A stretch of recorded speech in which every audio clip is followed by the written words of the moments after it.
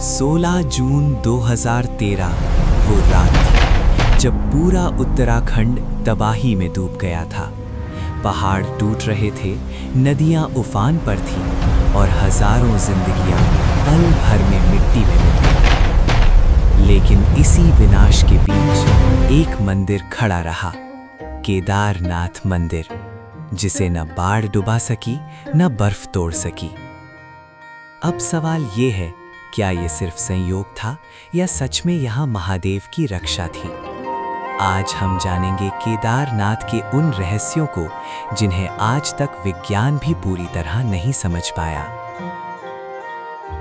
400 साल बर्फ के नीचे दबा रहा ये मंदिर फिर भी आज तक सुरक्षित कैसे है? और सबसे बड़ा सवाल, हजारों साल पहले इतनी ऊंचाई पर ये मंदिर आखिर बनाया कैसे गया और किसने बनवाया?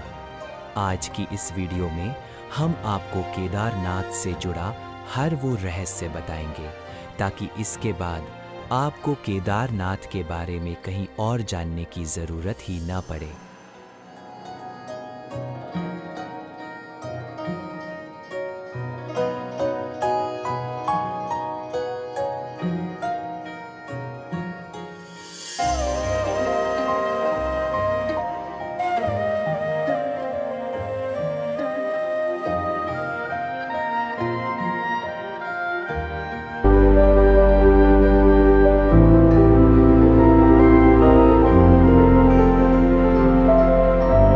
भारत के उत्तर में हिमालय की विशाल पर्वत श्रृंखलाओं के बीच उत्तराखंड के रुद्रप्रयाग जिले में स्थित है केदारनाथ धाम। समुद्र तल से लगभग 12,000 फीट की ऊंचाई पर बसा ये मंदिर आज भी दुनिया के सबसे दुर्गम तीर्थ स्थलों में गिना जाता है। चारों ओर बर्फ से ढके पहाड़, गहरी घाटियां और तेज हवाओं का सन्नाटा। सर्दियों में यहाँ का तापमान -20 डिग्री तक गिर जाता है और 6 महीने तक ये स्थान दुनिया से पूरी तरह कट जाता है। ऐसे कठोर और निर्जन वातावरण में सदियों से एक पत्थर का मंदिर खड़ा है। लेकिन सवाल ये है, इतनी ऊंचाई पर, इतने कठिन हालात में आखिर ये मंदिर बनाया कैसे गया?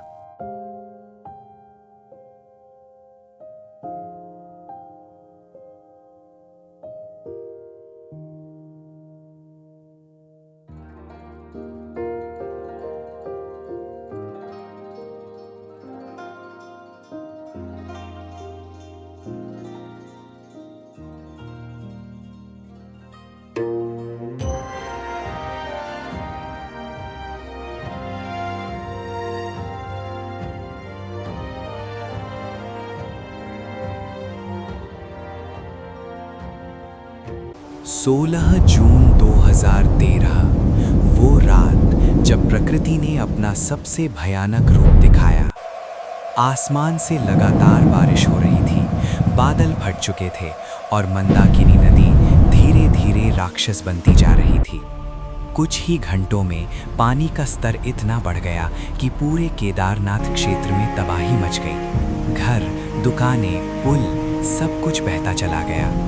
लेकिन सबसे खौफनाक पल तब आया जब ये बाढ़ सीधे केदारनाथ मंदिर की ओर बढ़ने लगी। ऐसा लग रहा था अब ये मंदिर भी नहीं बचेगा। और तभी मंदिर के पीछे आकर रुकी एक विशाल चट्टान, जिसने बाढ़ के प्रवाह को 2 हिस्सों में बांट दिया। क्या ये सिर्फ संयोग था या सच में यहाँ किसी दिव्य शक्ति की रक्षा थी?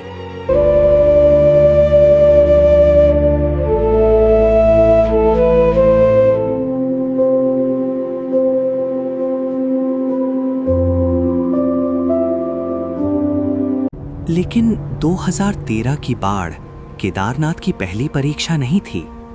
सदियों पहले 13वीं से 17वीं शताब्दी के बीच हिमालय ने एक ऐसा दौर देखा जिसे इतिहास लिटिल आइस एज कहता है।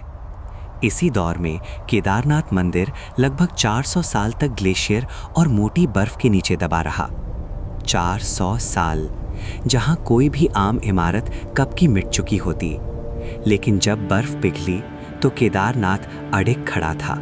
ना दीवार टूटी, ना आधार हिला।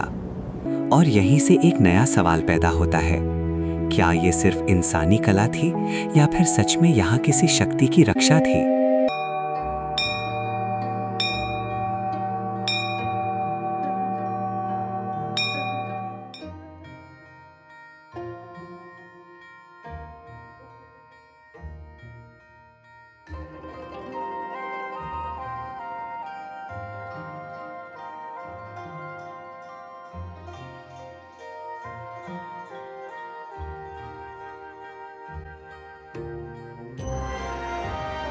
अब सबसे हैरान करने वाला सवाल, इतनी ऊंचाई पर बर्फीले पहाड़ों के बीच आखिर ये मंदिर बनाया कैसे गया, जब ना क्रेन थी, ना ट्रक, ना आधुनिक मशीनें।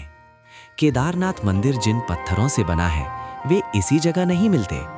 इन 6 से 8 टन वजन वाले भारी पत्थरों को 20 से 30 किलोमीटर दूर से यहाँ लाया गया।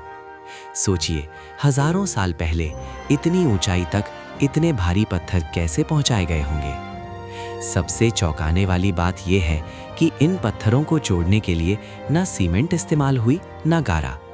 पत्थरों को एक दूसरे में ऐसे फंसाया गया जैसे पहेली के टुकड़े। इसे ही कहते हैं इंटरलॉकिंग तकनीक। यही वजह है कि भूकंप, बर्फबारी और बाढ़ के बावजूद ये मंदिर आज भी अडिग खड़ा है। अब सवाल ये है, ये ज्ञान उस दौर के लोगों को आया कहां से?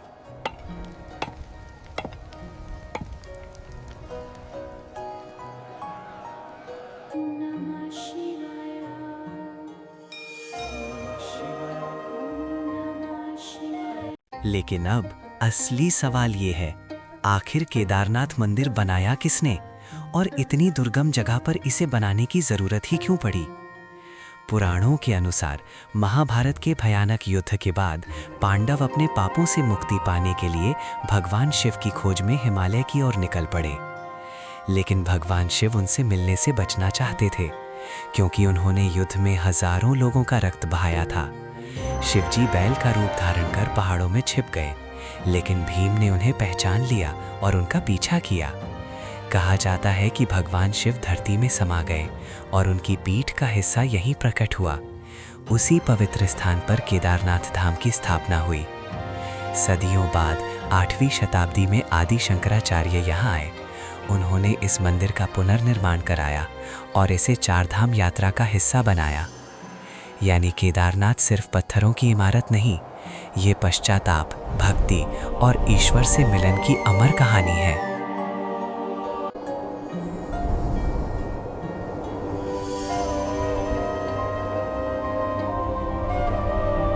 ओम नमः शिवाय। ओम नमः शिवाय। केदारनाथ मंदिर हर साल सिर्फ 6 महीने के लिए खुलता है।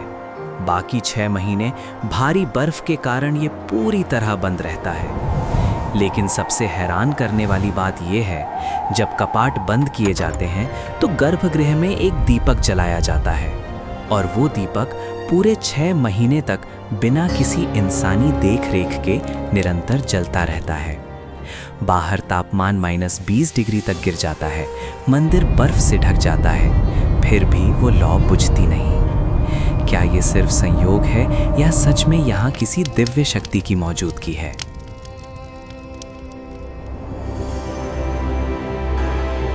केदारनाथ की यात्रा सिर्फ एक रास्ता नहीं है, ये एक परीक्षा है, शरीर की भी और आस्था की भी। गौरीकुंड से शुरू होता है 16 किलोमीटर का वो कठिन पैदल मार्ग, जहां हर कदम पर सांसें भारी होती जाती हैं और दिल बस एक ही नाम लेता है, हर हर महादेव। संकरी पगडंडियां, बर्फीली हवाएं, मंदाकिनी नदी का तेज बहाव और सामने खड़े ऊंचे हिमालय मानो हर मोड़ पर भक्त की श्रद्धा को परख रहे हों। कुछ लोग थक कर रुक जाते हैं, कुछ की आंखों में आंसू होते हैं, तो कुछ लंगड़ाते हुए भी आगे बढ़ते हैं, क्योंकि यहाँ रुकना आसान है लेकिन लौट जाना नहीं। घोड़े, खच्चर, डंडी, कंडी सब साथ चलते हैं इस राह में, लेकिन असली ताकत होती है उस विश्वास की जो इंसान को हर दर्द भुलाकर आगे बढ़ाता रहता है।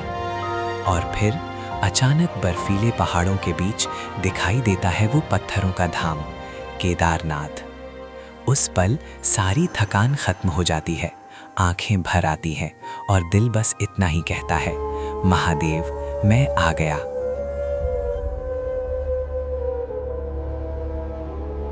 केदारनाथ मंदिर सिर्फ अपने रहस्यों के लिए नहीं, बल्कि अपनी अनोखी पूजा परंपरा के लिए भी दुनिया भर में खास है। क्या आप जानते हैं कि केदारनाथ के मुख्य पुजारी उत्तराखंड से नहीं, बल्कि हजारों किलोमीटर दूर कर्नाटक के उडुपी जिले से आते हैं। इन पुजारियों को रावल कहा जाता है और ये परंपरा सदियों पुरानी है। 8वीं शताब्दी में आदि शंकराचार्य ने तय किया था कि केदारनाथ में पूजा केवल वीरशैव लिंगायत समुदाय के ब्राह्मण ही करेंगे। तभी से पीढ़ी दर पीढ़ी एक ही परंपरा निभाई जा रही है। सबसे हैरान करने वाली बात यह है कि आज भी केदारनाथ मंदिर में मुख्य अनुष्ठान कन्नड़ भाषा में होते हैं। इतनी दूर से आई ये परंपरा ये दिखाती है कि केदारनाथ सिर्फ एक तीर्थ नहीं, बल्कि पूरे भारत की आध्यात्मिक एकता का प्रतीक है।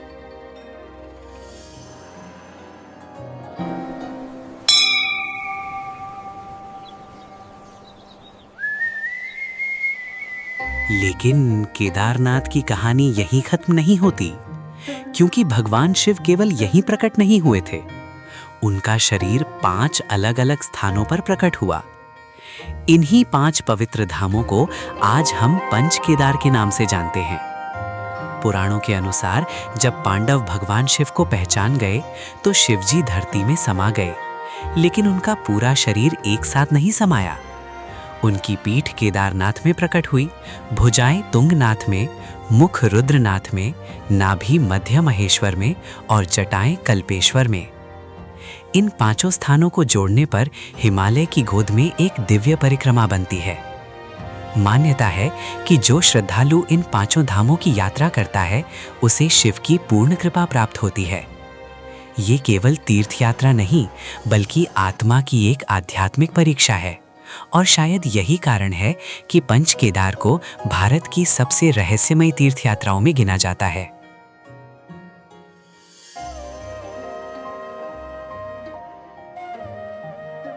केदारनाथ एक ऐसी जगह जहां इंसान छोटा पड़ जाता है और आस्था बहुत बड़ी हो जाती है, जहां हर कदम पर हिमालय की खामोशी बोलती है और हर सांस में भक्ति घुली हुई लगती है। कभी कुदरत ने इसे परखा, कभी वक्त ने आजमाया, लेकिन हर बार ये धाम और मजबूत होकर खड़ा हुआ। शायद इसीलिए लोग यहाँ सिर्फ दर्शन करने नहीं आते, बल्कि अपने भीतर का बोझ यहीं छोड़ जाने आते हैं। क्योंकि केदारनाथ हमें याद दिलाता है कि जिंदगी में रास्ते चाहे जितने मुश्किल हों, अगर इरादे सच्चे हों तो मंजिल खुद रास्ता बना लेती है। अगर कभी मन भारी हो जाए या जवाब ना मिल रहे हों, तो बस एक बार महादेव को याद कर लेना। शायद वही खामोशी में तुम्हें वो जवाब दे दे जो दुनिया नहीं दे पाती। अगर ये यात्रा आपको छू गई हो तो इसे अपने तक सीमित मत रखिए, इसे शेयर कीजिए ताकि और लोग भी इस सुकून को महसूस कर सकें। और ऐसे ही और आस्था से भरे सफ़र के लिए चैनल को सब्सक्राइब ज़रूर कीजिए। हर हर महादेव।